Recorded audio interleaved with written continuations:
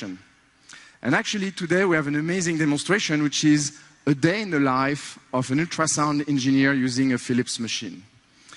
And ideally we would have loved to all together go to the UCSF Benioff Children's Hospital, but we are kind of a big group, so we decided today to bring the hospital to you. So please welcome Jessica, our ultrasound engineer at the UCSF Benioff Children's Hospital room. Hello Jessica, how are you? So Jessica is on stage using the latest and greatest technology from Philips. This machine is called the Epic 7. So I don't know what's your experience with ultrasound machine, but last time I went to an ultrasound room, it was, my wife and I just learned we were having twins. And the picture was kind of fuzzy. It was very hard to know what was happening. It was like this gray stack of layers. And you can see today, here you have a video recording of heart beating.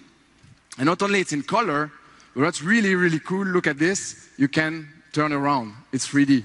You can just look at the back of your heart, you can look inside your heart. That's what the latest technology from Philips delivers. But wait, there is a problem here. The screen froze. So don't panic. No need to call 911. This is just a frozen screen. This is not someone having a heart attack on stage. The screen is frozen. So Jessica, what's happening? Seems you're having a problem with the Epic 7 and the video stream on the screen.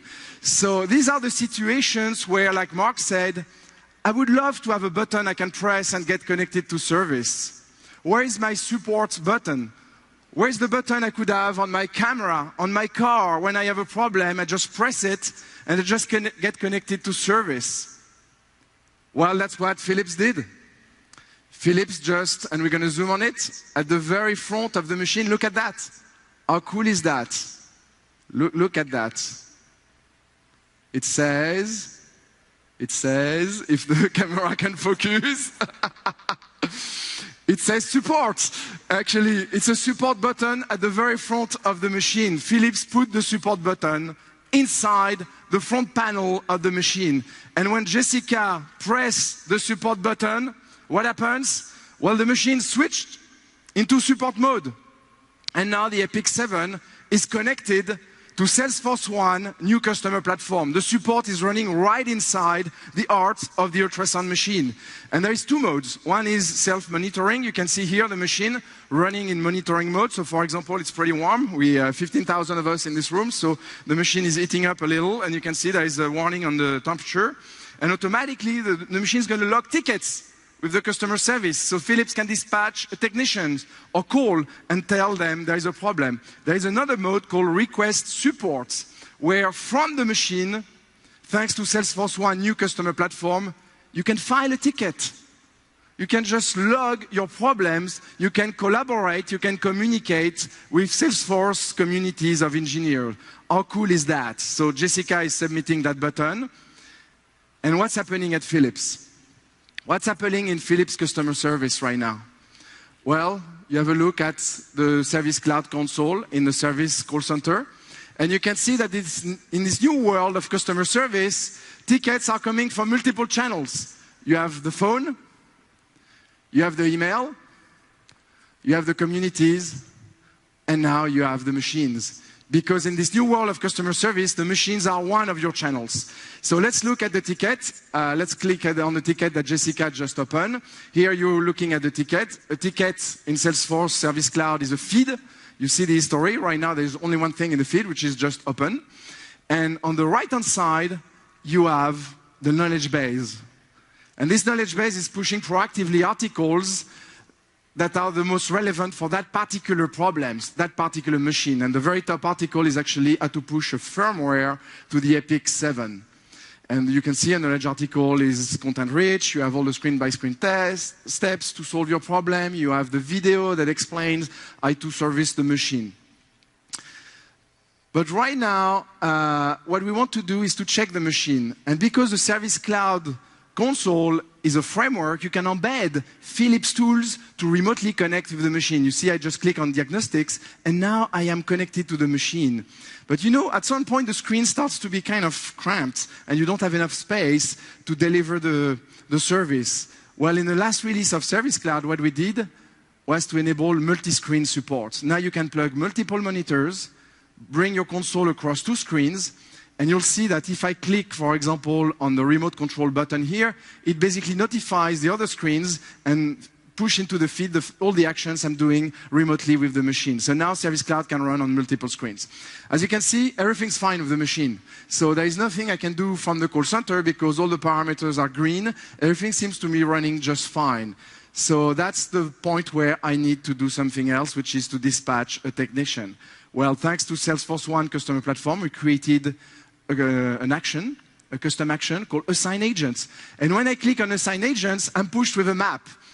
What is this map? So you can see there is a warning sign in orange. That's me. Actually, I'm the warning sign. You can see now the room here, and you can see the stage. That's where everything is happening. And my closest agent is called Alex, and Alex is about quarter miles away. So let's assign Alex to the case, and let's have Alex take the ticket and try to solve the problem. Now, how do you reach technicians in a hospital? You call them on their cell phone? Well, the very first thing you ask when you step into a hospital is to switch off your cell phone. So it's not really the best way. Well, today we have our Philips technician that is notified through his Google Glass. Please welcome Alex. Alex is wearing Google glasses. And you can see me here through his glasses. You see, I'm here on stage. And you can see what Alex sees through his glasses. And you can see that thanks to Salesforce One new customer platform, we can run Salesforce in the Google Glass. So you see on the little pip what Alex sees through the glass. And Alex just got notified of the ticket, and now he's going to browse with his finger the ticket, and he's going to basically walk you through all the ticket information you can see in the console in a glass form factor. It's possible because we're running on a platform. So now the platform delivers information in a very different connected device called Google Glass. So Alex is going to take the ticket.